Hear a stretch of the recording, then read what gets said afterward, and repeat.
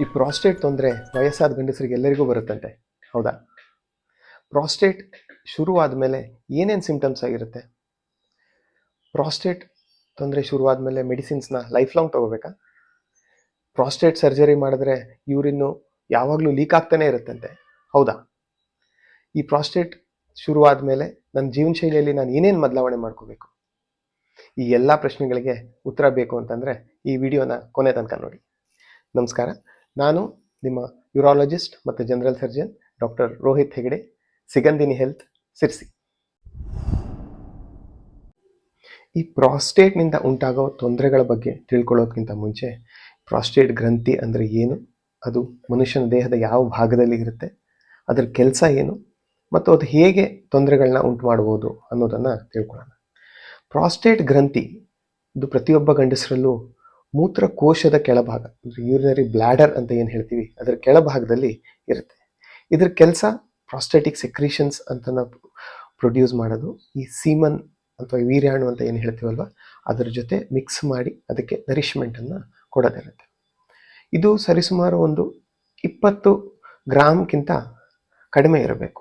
ಯಾವಾಗ ಇದರ ಗಾತ್ರ 20 ಗ್ರಾಮ್ಗಿಂತ ಜಾಸ್ತಿ ಆಗ್ತಾ ಹೋಗುತ್ತೋ ಆಗ ಇದು ಮೂತ್ರನಾಳ ಅಂದರೆ ಯುರೇತ್ರಾ ಅನ್ನು ಚಿಕ್ಕದಾಗಿ ಮಾಡುತ್ತೆ. ಇದರಿಂದ ಪೇಷಂಟ್ಸಿಗೆ ಮೂತ್ರವನ್ನು ಪಾಸ್ ಮಾಡೋದು ಕಷ್ಟ ಆಗ್ತಾ ಹೋಗುತ್ತೆ. ಈ ಪ್ರಾಸ್ಟೇಟ್ ತೊಂದರೆ ಯಾರಲ್ಲಿ ಹೆಚ್ಚಾಗಿ ಕಂಡುಬರುತ್ತೆ ಅಂದರೆ ಇದಕ್ಕೆ ರಿಸ್ಕ್ ಫ್ಯಾಕ್ಟರ್ಸ್ ಏನೇನು ಅಂತ ನೋಡೋಣ. ಮೊದಲನೇದಾಗಿ ವಯಸ್ಸು ಅಂದರೆ ಏಜ್. ಯಾವಾಗ ವಯಸ್ಸು ಜಾಸ್ತಿ ಆಗ್ತಾ ಹೋಗುತ್ತೋ ಈ ಪ್ರಾಸ್ಟೇಟ್ ತೊಂದರೆ ಶುರುವಾಗ್ತಾ ಹೋಗುತ್ತೆ. ಹೆಚ್ಚಾಗಿ ನಾವು ಈ ತೊಂದರೆನ 50 ವರ್ಷ ದಾಟಿದವರಲ್ಲಿ ಕಾಣಿಸ್ಬೋದು. ಜೊತೆಯಲ್ಲಿ ಯಾರಿಗೆ ಫ್ಯಾಮಿಲಿ ಹಿಸ್ಟ್ರಿ ಅಥವಾ ಹೆರಿಡಿಟ್ರಿ ಅಂತ ಹೇಳ್ತೀವೋ ಅದು ಇದ್ದರೆ, ನಿಮ್ಮ ತಂದೆ, ನಿಮ್ಮ ತಾತನಿಗೆ ನಿಮ್ಮ ಫ್ಯಾಮಿಲಿಯಲ್ಲಿ ಪ್ರಾಸ್ಟೇಟ್ ತೊಂದರೆಗಳು ಇದ್ದರೆ ನಿಮಗೆ ಬೇಗ ಬರೋ ಚಾನ್ಸಸ್ ಇರುತ್ತೆ. ಅಂದರೆ 50 ವರ್ಷದ ಆಸ್ಪಾಸಿನಲ್ಲೇ ಬೇಗ ಈ ತೊಂದರೆ ಶುರುವಾಗ್ಬೋದು. ಎರಡನೇದಾಗಿ ಒಬೆಸಿಟಿ. ನಿಮ್ಮ ದೇಹದ ತೂಕ ತುಂಬ ಇದ್ದಲ್ಲಿ ಪ್ರಾಸ್ಟೇಟ್ ತೊಂದರೆಗಳು ಬೇಗ ಕಾಣಿಸ್ಕೊಳುತ್ತೆ. ಅದ್ರ ಜೊತೆಯಲ್ಲಿ ನಿಮಗೆ ಏನಾದರೂ ಡಯಾಬಿಟಿಸ್ ಇದ್ದರೆ ಈ ತೊಂದರೆನ ನೀವು ಅನುಭವಿಸ್ಬೋದು.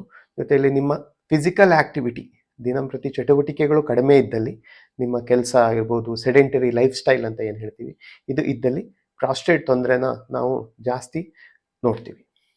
ಅದರ ಜೊತೆಯಲ್ಲಿ ಆಲ್ಕೋಹಾಲ್ ಕನ್ಸಂಪ್ಷನ್, ಆಲ್ಕೋಹಾಲ್ ತಗೊಳ್ಳೋದಿರಲಿ ಅಥವಾ ಯಾವುದೇ ರೀತಿಯಾದ ಒಂದು ತಂಬಾಕು ಸೇವನೆ ಮಾಡ್ತಾ ಇದ್ದರೆ, ಸ್ಮೋಕಿಂಗ್ ಇರಬಹುದು, ಸಿಗರೇಟ್ ಸ್ಮೋಕಿಂಗ್, ಬೀಡಿ ಸ್ಮೋಕಿಂಗ್, ಅಥವಾ ನೀವು ಪಾನ್ ಹಾಕ್ತೀರಾ ಅಥವಾ ಜರ್ದಾ ಸೇವನೆ ಮಾಡ್ತೀರಾ, ಯಾವುದೇ ರೀತಿಯಾದ ತಂಬಾಕು ಸೇವನೆಯಲ್ಲಿ ಈ ತೊಂದರೆ, ಪ್ರಾಸ್ಟೇಟ್ ತೊಂದರೆ ಜಾಸ್ತಿಯಾಗಿ ಕಂಡುಬರುತ್ತೆ. ಈ ಪ್ರಾಸ್ಟೇಟ್ ಗ್ಲ್ಯಾಂಡ್ನ ರೋಗ ಲಕ್ಷಣಗಳೇನೇನು? ಇದನ್ನು ನಾವು 2 ವಿಧವಾಗಿ ವಿಂಗಡಿಸ್ಬೋದು. ಮೊದಲನೇದು ನಿಮಗೆ ಮೂತ್ರನ ದೇಹದಲ್ಲಿ ಹಿಡಿದಿಟ್ಕೊಳ್ಳೋಕ್ಕೆ ಆಗುವಂಥ ತೊಂದರೆಗಳು. ಮತ್ತೊಂದು ಎರಡನೇದಾಗಿ ಮೂತ್ರವನ್ನು ಪಾಸ್ ಮಾಡೋದಕ್ಕೆ ಆಗುವಂಥ ತೊಂದರೆಗಳು. ಈಗ ಮೂತ್ರವನ್ನು ಹಿಡಿದಿಟ್ಕೊಳ್ಳೋಕ್ಕೆ ಆಗುವಂಥ ತೊಂದರೆಗಳಂದರೆ ಮೊದಲನೇದಾಗಿ ಫ್ರೀಕ್ವೆನ್ಸಿ, ಪದೇ ಪದೇ ಹೋಗಬೇಕು ಅಂತ ಅನಿಸೋದು. ಒಬ್ಬ ವ್ಯಕ್ತಿ ಒಂದು ದಿನಕ್ಕೆ 7ರಿಂದ 8 ಸಲ ಹೋಗ್ತಾ ಇದ್ದಾನೆ ಮೂತ್ರಕ್ಕೆ ಅಂತ ಅಂದರೆ ಅಲ್ಲಿ ಪ್ರಾಸ್ಟೇಟ್ ತೊಂದರೆ ಇರಬಹುದು ಅಂತ ನಾವು ಅನ್ಕೋಬಹುದು. ಎರಡನೇದಾಗಿ ಅರ್ಜೆನ್ಸಿ ಅಂತ ಹೇಳ್ತೀವಿ. ಮೂತ್ರವನ್ನು ತಡೆದಿಟ್ಕೊಳ್ಳೋಕೆ ಆಗೋದೇ ಇಲ್ಲ, ತಕ್ಷಣ ಹೋಗ್ಬಿಡಬೇಕು, ಇನ್ನು 1 ಸೆಕೆಂಡ್ ಲೇಟ್ ಆದ್ರೂ ಇಲ್ಲೇ ಲೀಕ್ ಆಗಿಬಿಡುತ್ತೆ ಅನ್ನೋ ಏನು ಫೀಲಿಂಗ್ ಬರುತ್ತಲ್ಲ, ಅದನ್ನು ನಾವು ಅರ್ಜೆನ್ಸಿ ಮತ್ತು ಅರ್ಜ್ ಇನ್ಕಾಂಟಿನೆನ್ಸ್ ಅಂತ ಹೇಳ್ತೀವಿ. ಮೂರನೇದಾಗಿ ನಾಕ್ಟ್ಯೂರಿಯಾ ಅಂದರೆ ರಾತ್ರಿ ಮಲಗಿದ ಆದಮೇಲೆ ನೀವು 1 ಅಥವಾ 1ಕ್ಕಿಂತ ಜಾಸ್ತಿ ಎದ್ದೇಳ್ತಾ ಇದ್ದೀರಾ ಮೂತ್ರ ಮಾಡೋಕ್ಕೆ, ಮತ್ತು ಹಾಗೆ ಆಗೋದ್ರಿಂದ ನಿಮ್ಮ ನಿದ್ದೆಯ ಕ್ವಾಲಿಟಿಗೆ ಡಿಸ್ಟರ್ಬೆನ್ಸ್ ಆಗ್ತಾ ಇದೆ ಅಂತ ಅಂದರೆ ಅದನ್ನು ನಾವು ನಾಕ್ಟ್ಯೂರಿಯಾ ಅಂತ ಕರಿತೀವಿ.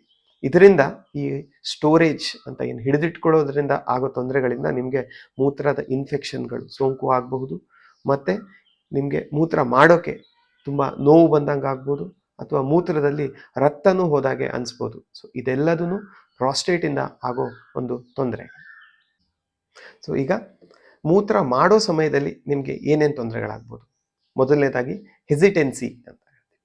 ಹೆಸಿಟೆನ್ಸಿ ಅಂತ ಅಂದರೆ ನೀವು ಮೂತ್ರ ಮಾಡೋಕ್ಕೆ ಹೋಗ್ತೀರಾ, ಒಂದು 10-20 ಸೆಕೆಂಡ್ ಆದ್ರೂ ಮೂತ್ರ ಹೊರಗಡೆ ಬರಲ್ಲ, ಆಮೇಲೆ ಹೊರಗೆ ಬರುತ್ತೆ, ಇದನ್ನು ಹೆಸಿಟೆನ್ಸಿ ಅಂತೀವಿ.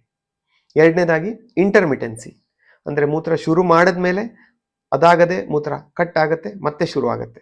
ಸೊ ಯಾವಾಗ ಈ ಮೂತ್ರದ ಪಾಸ್ ಮಾಡಬೇಕಾದ್ರೆ ಕಟ್ ಆಗುತ್ತೋ ಅದನ್ನು ಇಂಟರ್ಮಿಟೆನ್ಸಿ ಅಂತ ಹೇಳ್ತೀವಿ.